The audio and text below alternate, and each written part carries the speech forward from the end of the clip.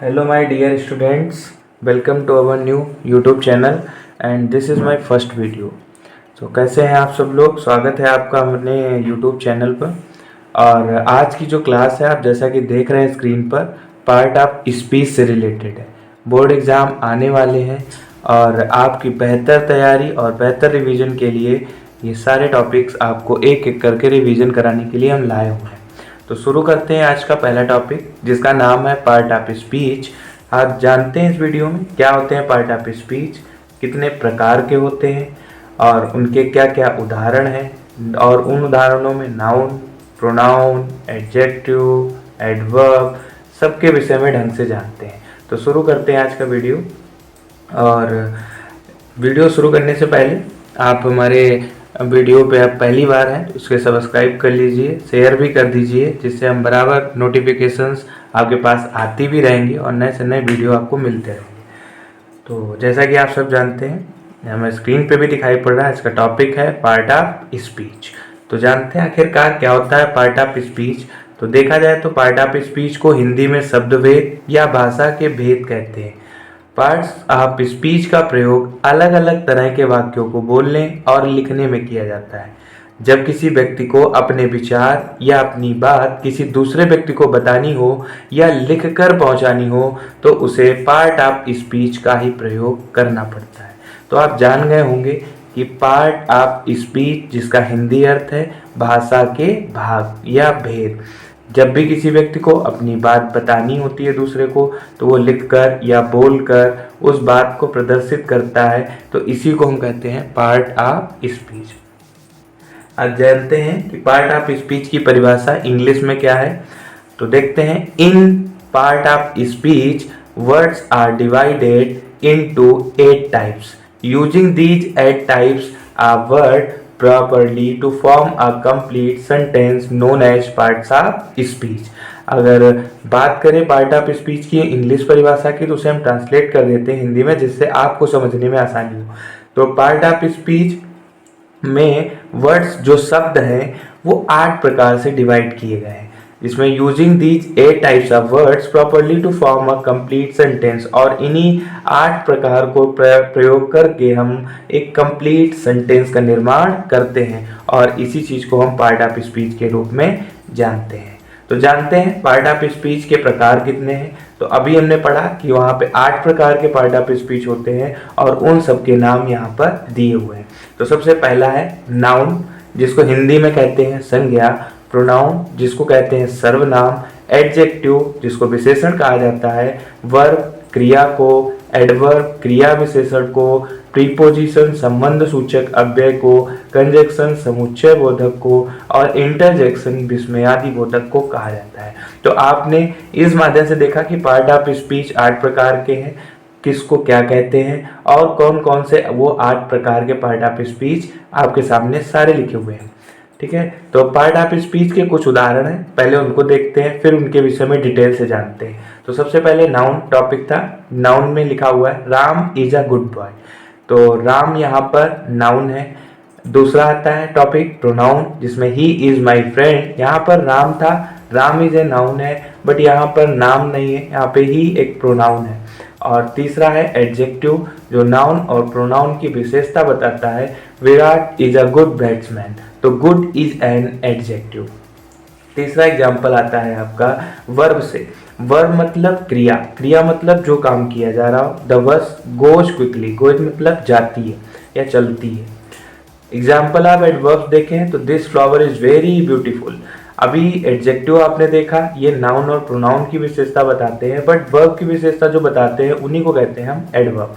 तो this flower is very beautiful, यह फूल बहुत ही सुंदर है। तो सुंदरता ये फूल की विशेषता है, इसीलिए beautiful is an adverb.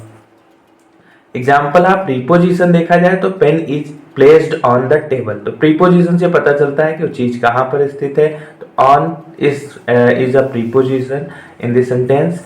And next देखते हैं कंजक्शन को। तो Ram and Laxman play together. Conjunction को हिंदी में संयोजक कहते हैं और ये दो वाक्यों को आपस में जोड़ने के लिए प्रयोग किए जाते हैं। जैसे कि राम और लक्ष्मण दोनों साथ साथ खेलते हैं, तो यहाँ पर और शब्द एक कंजक्शन के रूप में प्रयोग किया गया है। एंड इंटरजेक्शन की बात करें, हुर्रा इंडिया हैज वोन द मैच, तो हुर्रा इज एन इंटरजेक्शन। अभी आप उदाहरण से उतना ज़्यादा नहीं समझ पाते हैं, तो आइए हम डिटेल से जानते हैं कि नाउन क्या है, प्रोनाउन क्या है, adjective, verb, adverb, preposition, conjunction और इंटरजेक्शन, सबको डिटेल से जानने का प्रयास करते हैं। तो सबसे पहला टॉपिक है नाउन, जिसको हम हिंदी में कहते हैं संज्ञा।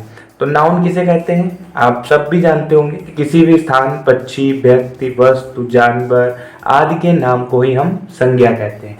इसे अंग्रेजी में नाउन कहते हैं। और अगर हम डिफिनीशन इंग्लिश में जाने तो noun is the name of any place, word, person, object, animal etcetera. उदाहरण के तौर पे ले जाएं अगर तो बगीचा, दरवाजा, पानी, दूध, तेल, बरगद, पशु पक्षी के रूप में गाय, तोता, बंदर, मैदान, चौक, अलमारी, चम्मच, पेन आदि सब कुछ नाउन के अंतर्गत आते हैं। सरल शब्दों में अगर नाउन को जाने तो किसी भी व्यक्ति हो, किसी भी वस्तु हो, कोई भी स्थान का अगर हम नाम लिख लेते हैं तो इसे नाउन में ही ले जाते हैं। एक कुछ एग्जाम्पल्स हैं आपके सामने दिखाते हैं।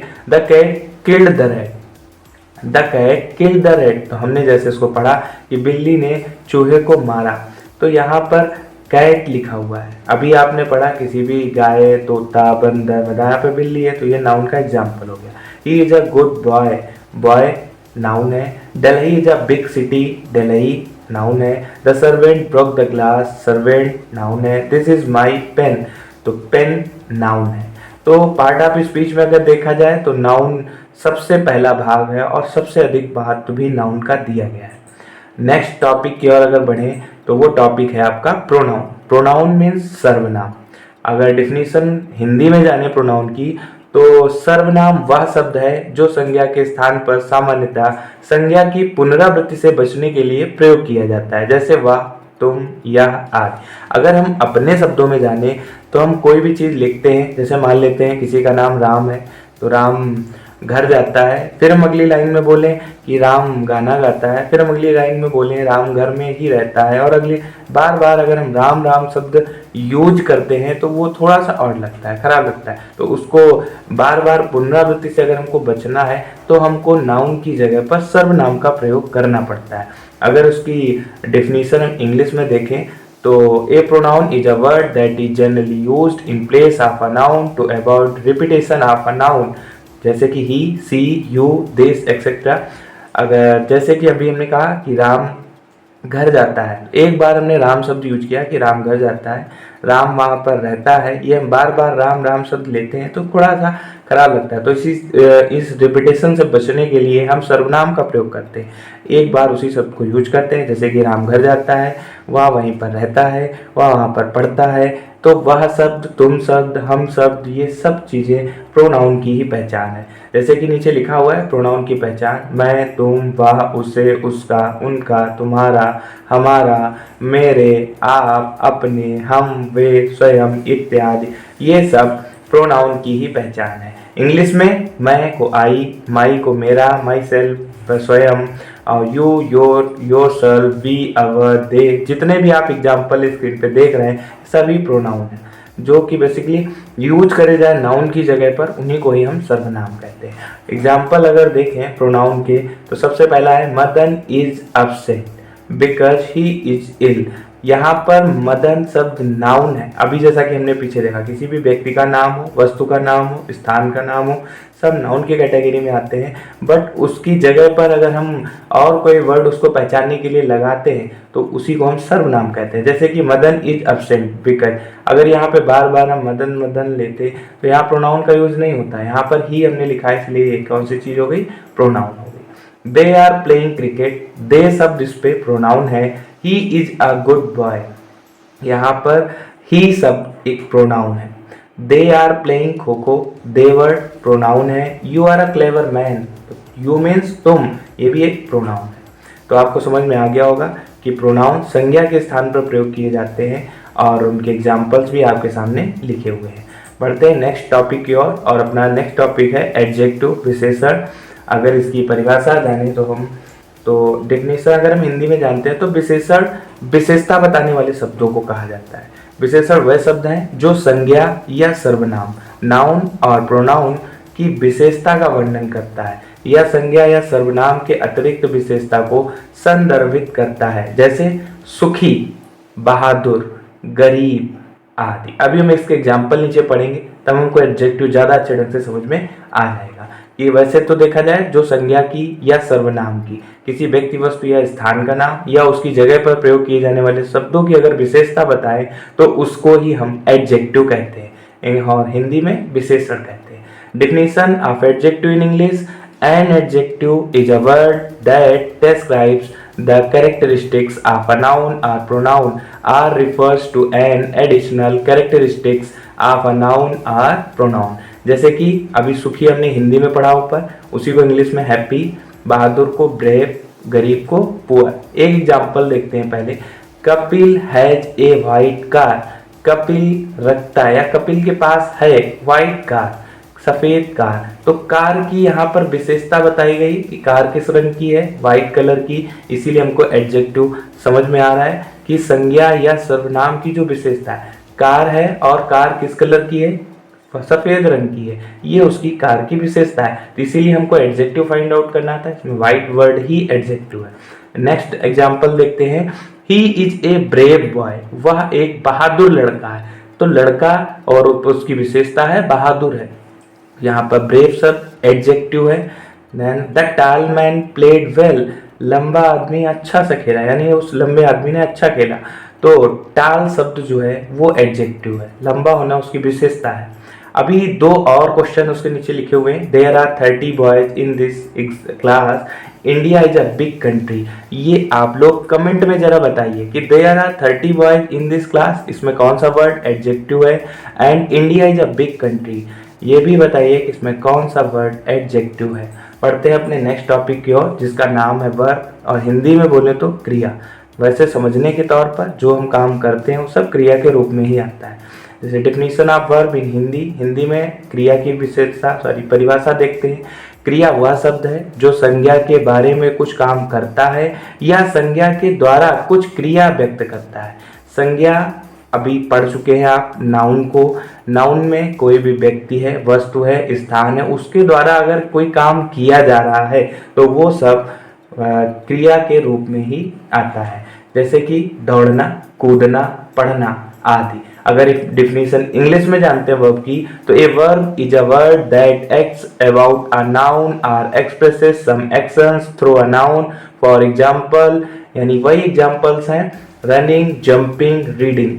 सरल शब्दों में कहें, कोई भी सब्जेक्ट अगर कुछ भी कार्य करता है या सब्जेक्ट के द्वारा कोई भी क्रिया व्यक्त की जाती है, उसे ही हम कहते हैं वर्ब। ठीक है, जैसे कि वर्ब कितने प्रकार की होती हैं जरा देखते हैं। वर्ब होती है दो प्रकार की, एक तो होती है मेन वर्ब मुख्य क्रिया, हेल्पिंग वर्ब सहायक क्रिया। मेन वर्ब में खेलना जिसे प्ले, रन दौड़ना, जंप कूदना, राइट लिखना, रीड पढ़ना, डांस नृत्य करना आदि आते हैं। और हेल्पिंग वर्ब जिसको सहायक क्रिया कहते हैं, टेंस में सबसे ज़्यादा यूज होता है। एज मतलब एज, एम, आर जो कि प्रेजेंट कॉन्टिन्यूस में यूज की जाती है। वॉज वर पास्ट कॉन्टिन्यूस में यूज की जाती है। प्रेजेंट परफेक्ट में यूज की जाती है और हैड पास्ट परफेक्ट में यूज की जाती है। तो हेल्पिंग वर्ब मतलब सहायक क्रिया, मेन वर्ब मुख्य क्रिया को कहा जाता है। कुछ एग्जाम्पल्स हैं, कुछ मेन वर्ब्स के हैं और कुछ हेल्पिंग वर्ब्स के हैं। जैसा कि पहला मेन वर्ब्स का एग्जाम्पल देखते हैं। द बस गोज क्विकली, यानी ये जो बस है वो तेज चलती है। तो गोज शब्द मेन वर्ब है, चलना उसका एक मुख्य क्रिया है। Ram is writing an application. Ram एक पत्र लिख रहा है, यानी राम लिख रहा है। ये राइटिंग शब्द तो मेन वर्ब है, बट जो इज लगा हुआ है ये इसकी हेल्पिंग वर्ब है, सहायक क्रिया है। जैसा कि आप ऊपर देख चुके थे कि हेल्पिंग वर्ब में is, am, are, was, were, have, had, इसके अलावा डू, डज, डिड सब हेल्पिंग वर्ब में ही आते हैं। Will, shall, will be, shall be. Next question है दे स्पीक इंग्लिश। स्पीक बोलना, बोलना तो एक मुख्य क्रिया हो गई। बट दूसरा एग्जाम्पल देखें, दे आर प्लेइंग क्रिकेट। वह क्रिकेट खेल रहा है या वे क्रिकेट खेल रहे हैं। तो कैसे बनाएंगे, तो प्लेइंग मेरी मेन वर्ब है बट आर हेल्पिंग वर्ब के रूप में प्रयोग की जाती है। Next example, he played cricket. The cow eats the grass. दोनों क्वेश्चन में से आपको मेन वर्ब कमेंट करके बताना है और हेल्पिंग वर्ब के लिए सुरेश वॉज सेलिंग टॉयज। आपको इसमें हेल्पिंग वर्ब बताना है कि सुरेश वॉज सेलिंग टॉयज में हेल्पिंग वर्ब कौन है। तो नेक्स्ट टॉपिक की ओर बढ़ते हैं, नेक्स्ट पॉइंट की ओर बढ़ते हैं, और जिसका नाम है एडवर्ब। अभी आपने ऊपर एडजेक्टिव पढ़ा था जो संज्ञा और सर्वनाम की विशेषता बताते थे, बट यहाँ पर एडवर्ब क्रिया की विशेषता बताता है। पढ़ते हैं उसकी हिंदी में डेफिनेशन। क्रिया विशेषण वह शब्द या शब्दों का समूह है जो क्रिया या विशेषण या किसी अन्य क्रिया विशेषण की गुणवत्ता को दर्शाता है, यानी जो हम काम करते हैं उसकी गुणवत्ता को दर्शाता है। तो ऐसे जैसे कि है बाहर, आज रात, जल्दी आदि ऐसे शब्द हैं जो क्रिया विशेषण में आते हैं। अगर डेफिनेशन इन इंग्लिश एडवर्ब की जाने तो एडवर्ब इज अ वर्ड और group of words that denotes the quality of a verb or adjective or another adverb or provides some additional information about them। मतलब क्रिया विशेषण वह शब्द है जो शब्दों का समूह है और क्रिया या विशेषण किसी भी अन्य क्रिया विशेषण की गुणवत्ता को दर्शाता है। इसके अतिरिक्त कई अन्य सारी इंफॉर्मेशन मीन्स जानकारी भी प्रदान करता है, जैसे कि बाहर, टुनाइट मतलब आज रात, अर्ली जल्दी एक्सेट्रा। कुछ एग्जांपल्स हैं, देखते हैं। ही वर्क द सम क्विकली, यानी वह जोड़ बहुत जल्दी करता है। तो सम क्विकली कर रहा है, क्विकली मतलब फास्ट या तेज या जल्दी से करता है। तो जल्दी शब्द अभी आपने पढ़ा कि जल्दी एक क्रिया विशेषण का शब्द है, एडवर्ब है, इसीलिए क्विकली यहाँ पर कलर्ड है। Ram is running fast, Ram दौड़ता है। रनिंग ये अभी आपने वर्ब के टॉपिक में पढ़ा, मेन वर्ब है। इज हेल्पिंग वर्ब है, but fast is adverb. Radha is walking slowly, अब वॉकिंग मेन वर्ब में चली जाती है, इज हेल्पिंग वर्ब है, राधा नाउन है, बट स्लोली धीरे धीरे, तो इसको कहते हैं हम एडवर्ब।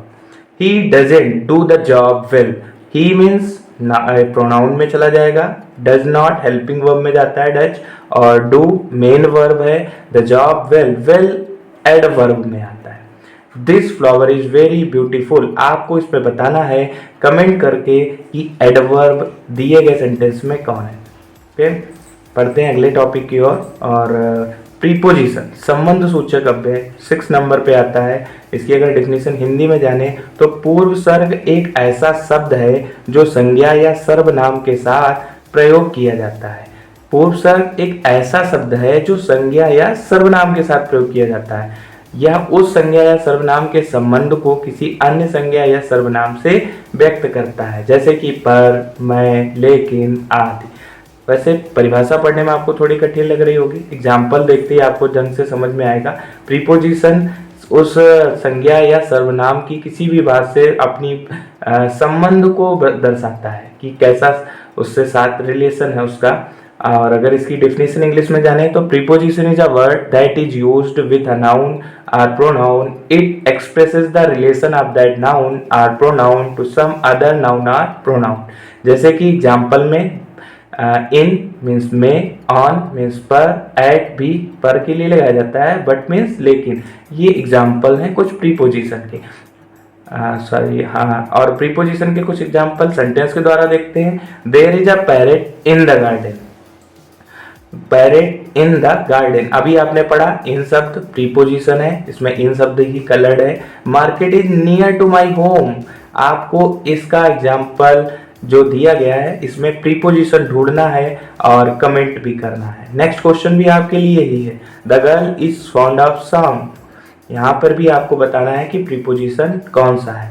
बट नेक्स्ट दो हमारी बारी। Book is on the chair, अभी आपने पढ़ा कि ऑन शब्द प्रीपोजिशन के लिए लगाया जाता है, ऑन है। A little boy set under a tree, एक लड़का, एक छोटा लड़का एक पेड़ के नीचे बैठा हुआ है, तो ये अंडर शब्द इसीलिए यहाँ पर प्रीपोजिशन है। अभी आपने ऊपर पढ़ा कि उपसर्ग एक ऐसा शब्द है जो संज्ञा या सर्वनाम के साथ प्रयोग किया जाता है, तो यहाँ पर संज्ञा कौन है, द बॉय, और यहाँ पर इसके साथ अंडर शब्द का प्रयोग किया गया है, इसीलिए इसको प्रीपोजिशन में ले जाएंगे।